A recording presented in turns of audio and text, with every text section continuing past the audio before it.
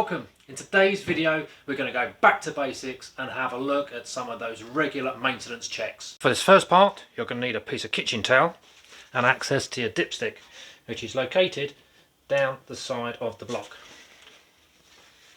First job, pull it out and wipe it clean, and then once it's nice and clean it should be nice and easy to see there's a maximum mark and a minimum mark.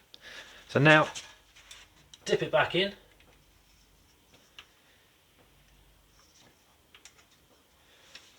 and give it a check. There you go. Unusually mine is sitting just below the maximum mark, which is perfect, and the oil is a nice colour too. If the oil needs topping up, I use a 2050 grade oil, which obviously gets put into here.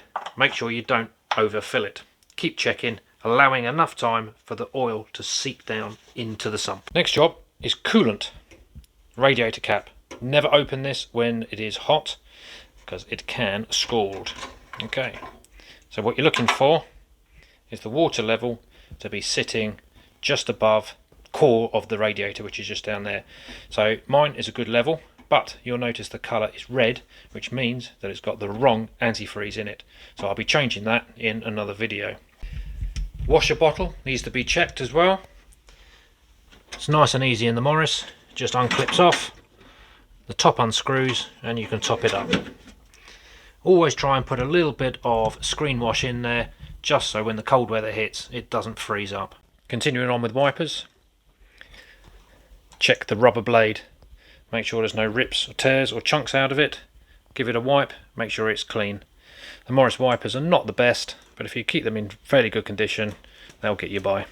Tyres, got to check two things. One, the pressure, and two is the tread depth. These should be 28 psi all around, unless you're fully laden or driving the Traveller. Then on the rear you need to move these up to 30 psi. To measure this I have got this little Halford's gadget, and there are plenty on the market. This one actually does tyre depth as well, with this funky little bit sticking out there, and the pressure. So let's push it on. That one is sitting at 31, so a little bit on the high side, so I can just let that down a bit. 30, perfect. If you need to add a little bit of air to the tyre, there's lots of options available to you. I use this plug-in one for the garage, again from Halford's, relatively cheap. You can also get foot pumps, ones that plug into the cigarette lighters, and yeah, failing all of that, good old-fashioned bike pump.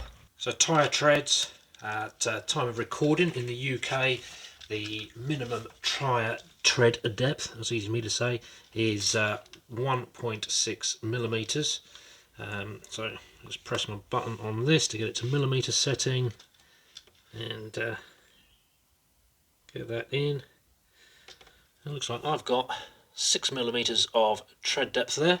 The other trick is, if you don't have one of those, it's a 20p piece, is make sure that it covers this small part of the 20p there, which obviously mine will. So next up, the lights. So we're checking the side lights, front and rear, main headlights and dipped beam. Also indicators, front and rear, and don't forget number plate lamp on the back as well. Not always easy to check the brake lights on your own. I use the white back of the garage doors so I can see in the mirrors the reflection of the lights, but if you don't have that as an option, then just try and engage the help of a friend. Now, regular maintenance is obviously going to vary depending on how much you use the car. This could be weekly, could be daily, but certainly if you've not used the car for a while or you're about to set out on a long journey, these are some very basic checks you must do before setting off.